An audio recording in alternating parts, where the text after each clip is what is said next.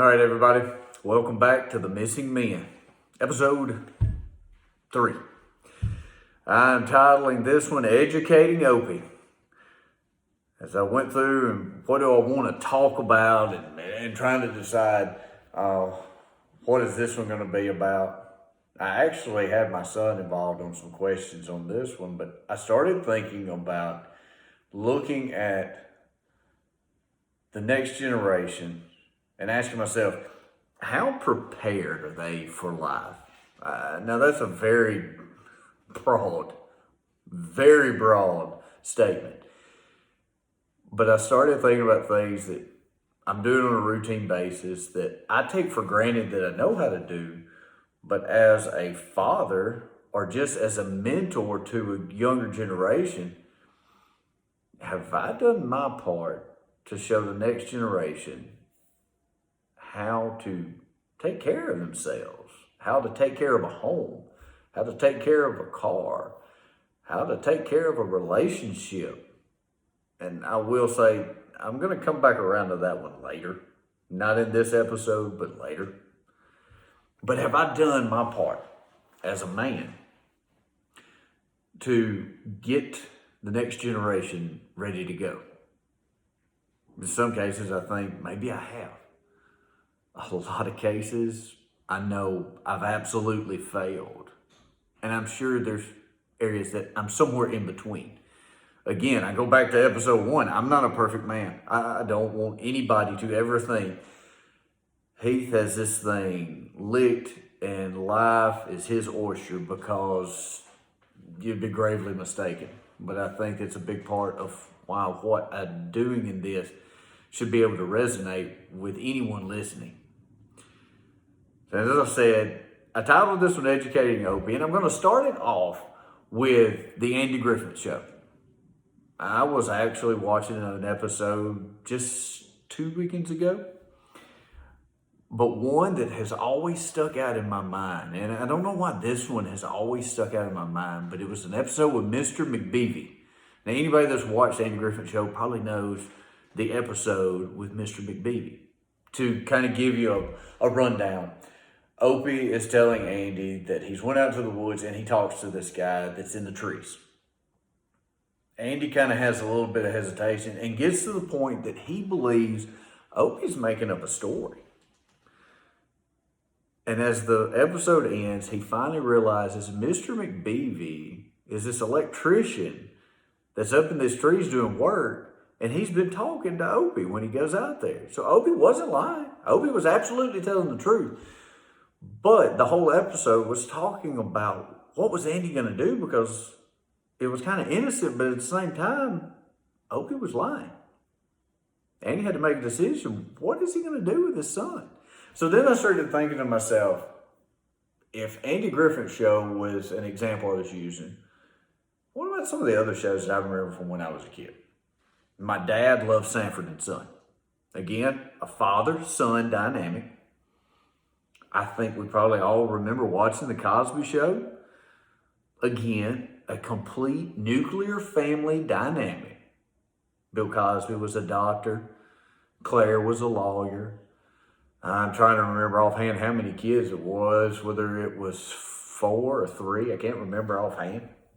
But it was about their life. It was about how they were raised as a family. Now, let's fast forward.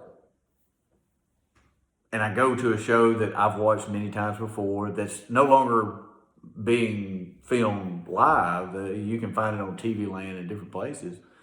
But Everybody Loves Raymond. I've always asked myself, why do they not use the kids in the show? Raymond has 2 kids, but very seldom are the kids involved in the show. That's because the family dynamic's not as important. It's not what sold. It was him and his brother and his parents and his wife. Now, again, that is family. That was family, but not the complete family. It starts to show you just a little bit of what happens in our culture. Say 20 years ago, the complete family dynamic was important. How did a dad discipline his son? How did the family help each other out? Now it's The kids were like props in the show. The family dynamic wasn't as important to see in Hollywood. I believe that's something we really need to think about. What is culture saying is important? What is we as men, what do we see as important? Is it the football game on the weekend? Is it the golf game after church on Sunday? Is it the recliner that's over the side that you just cannot wait to sit in and do nothing once you sit down in it? What is it that's important? Has culture changed you to see things important that don't really need to be, that are robbing you of the potential that you have to change the next generation, to educate Opie? Now, guys, there's so much about this one that made me stop and think about what have I done with my son. And I'm telling you, I saw some glaring problems for me in seeing this. Now, I did get to see some good things, but I did see some glaring problems. Now, what I want to look at is I want to go back to my childhood and my father. What did he show me? I love woodworking. If anybody that's listening that knows me, that's something I love to do. I'm working on a porch swing for my wife during the time when the sun's up right now, when I'm off work. But it's something I love to do. My dad kind of got me started on that. He showed me just the basics. He had a shop, nothing extravagant, but he showed me how to work with my hands. He showed me how to hunt and fish. He showed me how to take something that's broken, not just go get rid of it and go buy the next thing. Can you fix it? Now, a lot of that was because we needed to figure out how to fix it because we just didn't need to go buy something else. I don't mean to make it sound like we were poor. We had what we needed, but we didn't have excess. So if something was broken and it could be fixed, we needed to try to fix it. We need to try to make it work. But he showed me those things. And this thought came to my mind. And so that way I know I'm getting this correct. I'll read it off. I'm not a result of a missing man. Let me go back. I am not a result of a missing man. I'm the product of a present father. There's a lot of I in that. I get it. But that statement has zero to do about me and more to do about my father. Now, that statement can just as much mean my earthly father as it does my heavenly father. I am not the result of a missing man, of the product of a present father. My dad wasn't missing. He was there. He showed me how to do these things. Sometimes he was there in ways that were painful, but it's because I brought it on and it was called discipline. But he was there. He was present. I want to go over a couple of stats. First, both coming from the National Fatherhood Initiative, but the first one is 18.4 million kids in the U.S. live without a father in the home, according to the 2020 U.S. Census. And for those of you listening, the state of Mississippi is leading the pack with 6.47% of the homes being absent of a father. Now, y'all, there are a lot of situations in which fathers can't help it. I understand there are circumstances in which you can't be in the home. I understand divorce is a situation in which fathers can't necessarily be in the home. They've separated and went in different areas, but it doesn't mean you have to be absent. I'm sure there are other circumstances, so I don't want this to seem like I'm picking on people that are not trying. I know there's dads out there that's trying, but we absolutely have a lot that are not. We absolutely have handfuls upon handfuls of dads that are so willing to have a child, but are absolutely unwilling to raise the child. I go back to my statement again. I thought this statement was so good. But with what I just said, I'm neither the result of a missing man nor the product of a present father. We've got so many men out there. Listen to me. You know somebody. Tell them this. If it hurts their feelings, so be it. But this video series is about men becoming men. If you know someone that is the result of a missing man and they became the product of an absent father, help them change the trajectory. Please. This goes really deep for me. Because if you go back to my first episode, the girl that I named Sarah, foster child, she fit this mold so well. She didn't have a present father. There were some men in that house, but they weren't dads. They were men by today's standards, but they weren't being fathers. And it showed in how she was. And I promise you, when that little girl's 30 years old, it's still going to be a problem for her. If I knew where she was today, I'd still give her a hug. Because she needs it. But think about it, guys. If that pinched a nerve for you, why did it pinch the nerve? Go back to these Andy Griffith shows, the Cosby shows, and think about that family dynamic, and all of a sudden this pinched nerve. Why did it? I had a statement that was told to me. My brother said it years and years ago, and I've just it's been a mantra for me as a father. But I've always told my kids that my job as a father is not to take a child and raise them to be a kid. It's to take a child and raise them to be an adult. If I raise an 18-year-old kid by the time they're going to wherever life's fixing to take them, I failed as a dad. I needed them to be productive members of society. I needed them to be able to take care of themselves.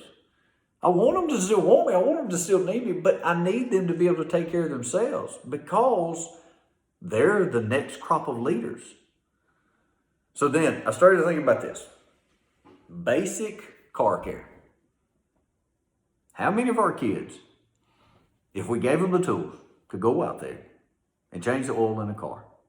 Now, I'm not saying they just, boom, they've got it and it's taken care of. How many of them would it be something that, hey, if you'll show me where the oil plug's at, or if you'll show me this, I've got it. I understand the process.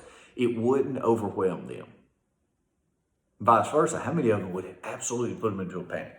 So I looked at some stats. This is coming out of the McNally Institute off their website. And it was talking about teens, 18 years or younger, changing oil in their car. It said 27% were confident in the process. 9% of the respondents felt somewhat confident, meaning, I might can, and I don't know. 23% felt somewhat more secure that they could do it. 36% felt in the minority, meaning they didn't know where they were at. But I go back to the 27% felt like they were confident in the process. Before I looked at these stats, as I said, I talked with my son. I said, I want you to just tell me, your classroom, how many do you think could change a flat, change oil, anything like that? He told me he felt like it would fall somewhere about 4 in his class. He said he had roughly 20 in his class. Oddly enough, he fell in line with the stats. The stats were 27%. He was at 25%, so he pegged it pretty doggone good. So I asked him, how do you change oil in a car? To my surprise, and to my happiness, he said the first step, got to drain the oil out. Okay, what do you do? Go to the oil plug. All right, what do you do after that? You got to get the filter out. Blah, blah, blah. I'm not fixing to go through this process. Y'all know what it is. But he went through the process. He's changed a flat for his sister. We changed tires on my lawnmower just the other night, so he's dealing with that. He understands. The first mistake most everybody makes, they want to jack it up and then start taking the tire off. And for anybody that's ever done that, yeah, try to get that lug nut off when you've got the tire up in the air. It's a little bit hard. They missed the first step. But y'all, that's some of the things. Take a look around. What can little Junior and little Susie, what can they do if you were to tell them, hey, I need you to go take care of this? What if you send them over to an elderly person's home in your community and said, I need you to go help them. And they went to help them, but they didn't know how to do it. If somebody asked them to go do X, they needed somebody to show them how to do it. I'm afraid that's where we've gotten to. We don't take the time as men to help the next generation know what to do. Now, there are some things that attribute to that. There's these little boxes that are hooked up to TVs, or there's these phones that's in their hand that, man, it captivates them. They don't want to go out there and get dirty. Last episode I had, no, it's gross. Yeah, they don't want to get dirty. They didn't want to get nasty. Changing oil is going to get you dirty. It just is. But they don't want to go do it. But y'all, we've got to stop this madness that we're seeing the next generation not be raised in the same way that we were, not be able to take care of themselves. Want them to be able to take care of themselves. Now, I came across a verse. I actually came across it this morning, but I told myself, this is what this video series is about. I mean, it encapsulates it perfectly, and it's a great way to end this episode. It comes out of 1 Corinthians chapter 3, verse 13. Their work will be shown for what it is, because the day will bring it to light. It will be revealed with fire, and the fire will test the quality of each person's work. Go back through what we've just talked about. And I want you to ask yourself, if the fire came, what would it do to your quality of work? And again, that same question I'm asking you to ask yourself, but I'm asking me as well. Does the fire burn it down, or does it stand through the fire? It's still strong. How well did you build it? Yes, this is a metaphor. How well have you went out there and prepared the next generation? If the fire came, are they ready for it? Everybody, thank you for watching. Thank you for listening. Thank you for giving me a little bit of your time. I'm trying to get everything taken care of this through YouTube. I do have the Missing Men page on YouTube. I'm trying to monitor subscribers, and I'm trying to see comments. So one thing I'm asking for everybody, if you like it, subscribe to it. But for this episode specifically, what I want to hear from everybody, and I know this one has gone a little bit longer, give me some comments. Tell me some things you want to hear about. Tell me some topics that you would like for me to dive off into. I just want to help people out. This is the same way it's helping me out. So interact with me. Let me know what it is that's something that needs to be brought up. And I will do my best to put something together that will be fitting for what you sent me. But give me comments, let me know, and I look forward to hearing from everybody. And I thank you for your time. Good night.